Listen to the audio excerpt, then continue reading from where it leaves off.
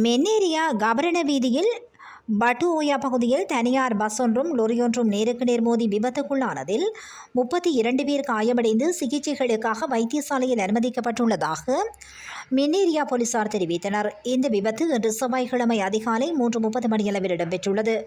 பொலன்னறுவை பகுதியிலிருந்து கொழும்பு நோக்கி சென்று கொண்டிருந்த தனியார் பயணிகள் பஸ் வண்டியொன்றுடன் எதிர் திசையில் பயணித்த லொரி ஒன்று மோதியதில் இந்த விபத்து இடம்பெற்றுள்ளதாக விசாரணைகளை மேற்கொண்டு வரும் மின்னேரிய போலீஸ் நிலைய போக்குவரத்து போலீசார் தெரிவித்தனர். விபத்தில் காயமடைந்தவர்கள் சிகிச்சைக்காக பொலன்னறுவை மாவட்ட பெரிய ஆஸ்பத்திரி, கவரணை மற்றும் கிங்ராங்கொட ஆகிய வைத்தியசாலைகளில் அனுமதிக்கப்பட்டுள்ளதுடன் 6 பேர் பலத்த காயங்களுக்குள்ளான நிலையில் பொலன்னறுவை வைத்தியசாலையின் அவசர சிகிச்சை பிரிவில் அனுமதிக்கப்பட்டுள்ளனர். காயமடைந்த 32 பேரில் 26 பேர் சாதாரண வாட்டுகளில் சிகிச்சை பெற்று வருவதாக வைத்தியசாலை வட்டார தகவல்கள் தெரிவித்துள்ளன.